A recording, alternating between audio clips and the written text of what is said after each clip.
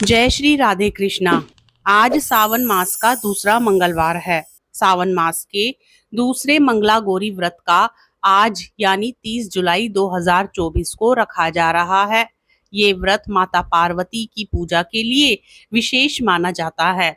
मंगला गौरी का व्रत सुहागिन महिलाएं अखंड सुहाग के लिए करती हैं और कुंवारी कन्या मनचाहे वर के लिए करती हैं।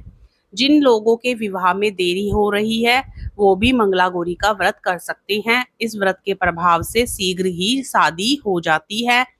मंगला गौरी का व्रत संतान प्राप्ति के लिए भी बहुत ही शुभ माना जाता है। इस दिन मंगला गौरी व्रत की कथा का पाठ करना बहुत ही शुभ होता है। यदि आप व्रत नहीं भी रखते हैं तो इस दिन मंगला गौरी माता की व्रत कथा तो जरूर श्रवण करें। प्रेम से बोलिए माँ मंगला गौरी की जय। एक समय की बात है, एक छोटे से गांव में एक साहूकार अपनी पत्नी के साथ निवास करता था। साहूकार धनवान था और उसके घर में किसी भी प्रकार की कोई कमी नहीं थी। फिर भी वह और उसकी पत्नी संतान ना होने के कारण दुखी रहते थे। एक दिन की बात है, उस साहूकार के घर में साधु आए। साहूकार ने उनका आदर सत्कार किया और उन्हें अपनी समस्या के बारे में बताया। साधु ने साहूकार की पत्नी को सावन में मंगलवार को किए जाने वाले मंगला गौरी व्रत करने की सलाह दी। साथ में पूजा विधि के बारे में भी संपूर्ण जानकारी प्रदान की। इसके बाद साहूकार की पत्नी ने सावन माह के पहले मंगलवार से ही गौरी मंगला का पूजन व्रत रखना शुरू कर दिया। अब वह हर मंगलवार को विधि पूर्वक व्रत और पूजा पाठ करने लगी। इस प्रकार कई महीनों तक उसने यह व्रत किया।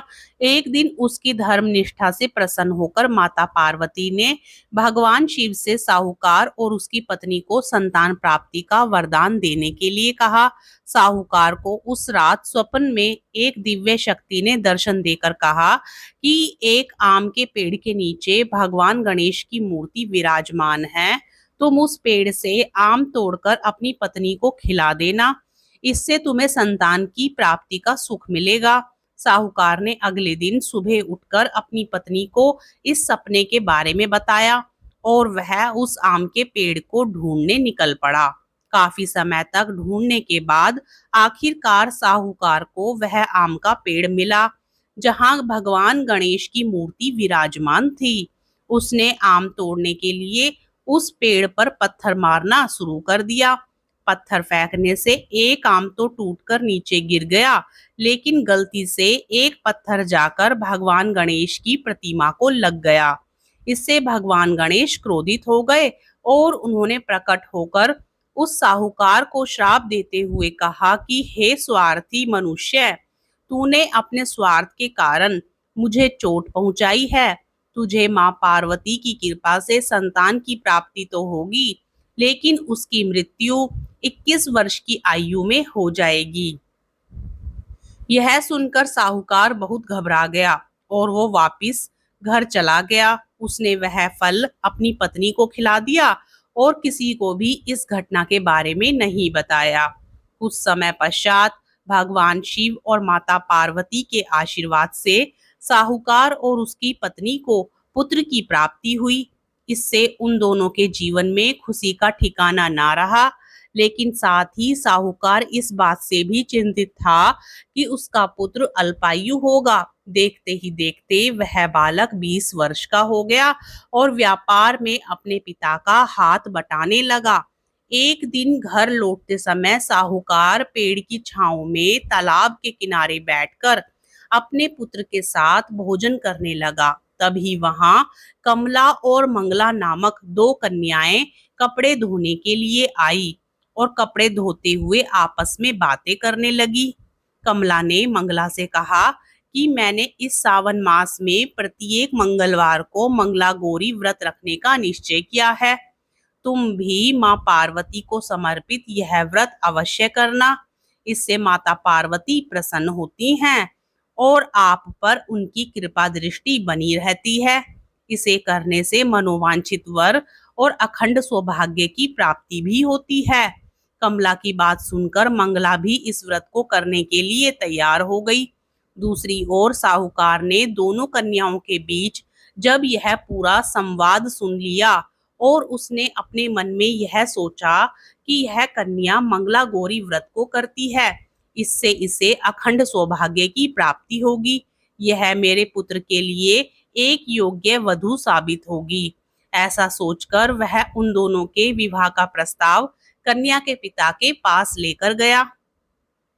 साहूकार की गांव में प्रतिष्ठा और मान सम्मान होने के कारण कमला के पिता ने अपनी पुत्री का विवाह साहूकार के लड़के से करवा दिया। विवाह के पश्चात भी कमला विधि पूर्वक मंगला गौरी का व्रत रखना जारी रखती है। उसके इस भक्ति भाव से प्रसन्न होकर माता पार्वती एक दिन उसे स्वप्न में दर्शन देती है और कहती है कि मैं तुम्हारी भक्ति से अत्यंत प्रसन्न हूँ, इसलिए तुम्हें अखंड सौभाग्य का वरदान देती हूँ। लेकिन तुम्हारा पति अल्पायु है, इसलिए अगले महीने मंगलवार के दिन एक सर्प तुम्हारे पति के प्राण लेने आएगा। तुम उसके लिए एक प्याले में मीठा दूध रख देना। उसके पास एक खाली मटका भी रख देना।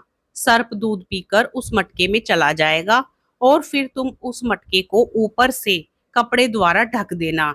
अगले मंगलवार को कमला ने माता पार्वती की बात मानकर एक प्याले में मीठा दूध रख दिया और पास में एक मटकी भी रख दी। सर्प ने आकर दूध पिया और मटकी में जाकर बैठ गया। कमला ने उस मटकी पर कपड़ा बांधकर उसे जंगल में रख दिया। माता पार्वती की कृपा से कमला के पति के प्राण बच गए। इस प्रकार मंगला गौरी व्रत के पुण्य फल से साहूकार का पुत्र श्राप मुक्त हो गया। जब कमला ने घर में सबको इस चमत्कार के बारे में बताया तो सभी आश्चर्यचकित रह गए। इसके बाद साहूकार और उसकी पत्नी ने अपने पुत्र और पुत्रवधू को आशीर्वाद दिया और पूरा परिवार सुखपूर्वक जीवन व्यतीत करने लगा। प्रेम से बोलिए माँ मंगला गौरी की जय।